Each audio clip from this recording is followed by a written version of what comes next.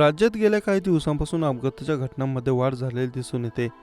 अपघाताच्या बातम्या कमी होताना दिसत नाही. या उलट विविध ठिकाणी अपघाताच्या घटना घडल्याचं वृत्त झळकत आहे. त्यामध्ये प्रवाशांची लाडकी असलेल्या लालपरीचा नंबर दिसून येतो.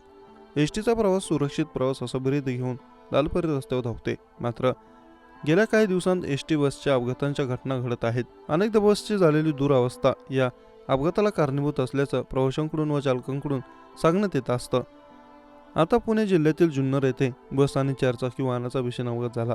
त्यामध्ये 2 जणांचं निधन झालं असून 15 प्रवासी जखमी आहेत.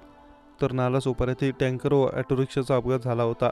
जुन्नर तालुक्यातील नगर कल्याण महामार्ग ओतूरजवळ कार आणि एसटी बसचा भीषण अपघात झाला. या घटनेत एसटी बस आणि कारची समोरासमोर धडक झाल्याने बसमधील प्रवाशांना चांगलाच हादरा बसला. या दुर्घटनेत कारमधील दोघांचं जागीच निधन झालं आहे. तर एसटी बसमधील 15 प्रवासी जखमी झालेत. घटनेची माहिती मिळताच स्थानिकांनी घटनास्थळी धाव घेत पोलीस व प्रशासनाला सूचना केल्या. त्यानंतर पोलिसांनी घटनास्थळी धाव घेत पंचनामा सुरू केला.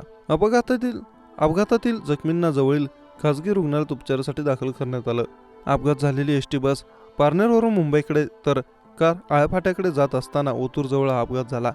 बसमध्ये जखमींना प्राथमिक उपचारासाठी आळेफाटा आणि ओतूर येथे दाखल करण्यात आला आहे.